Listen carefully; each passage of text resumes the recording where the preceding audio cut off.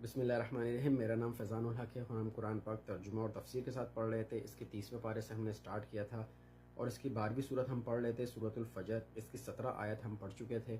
آج 18ویں آیت سے ہم سٹارٹ کریں گے۔ بسم اللہ الرحمن الرحیم۔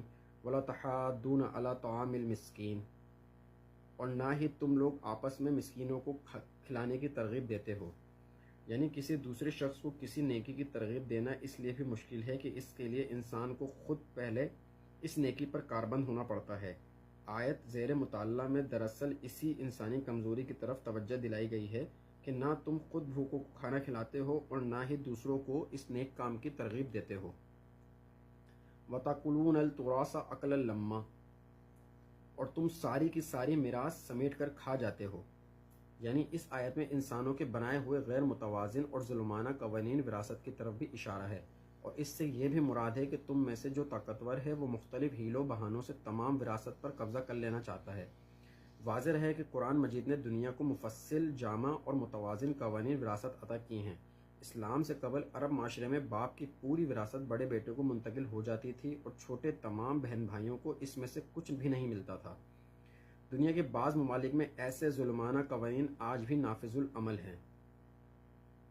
وَتُحِبُّونَ الْمَالَ حُبًّا جَمًّا، اور تم مال سے ٹوٹ کر محبت کرتے ہو، یعنی دنیاوی مال و دولت کی محبت تمہارے دلوں میں کوٹ کوٹ کر بھری ہوئی ہے۔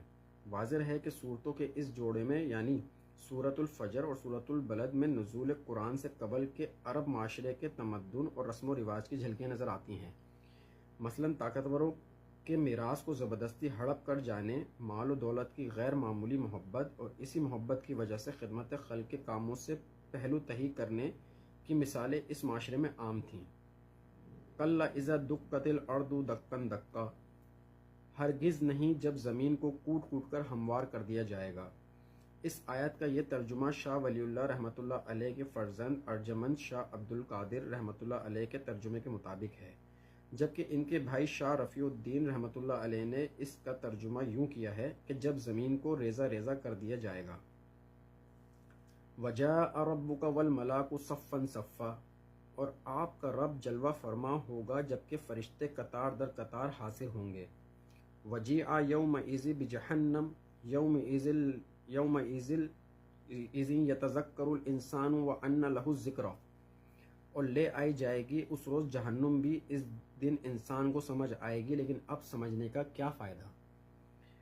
یعنی جہنم کا ظہور بھی شاید زمین کے اندر سے ہی ہوگا، یعنی جب زمین کو کھینچ کر چپٹا کیا جائے گا تو اس کے اندر کا کھولتا ہوا لاوا باہر نکل آئے گا۔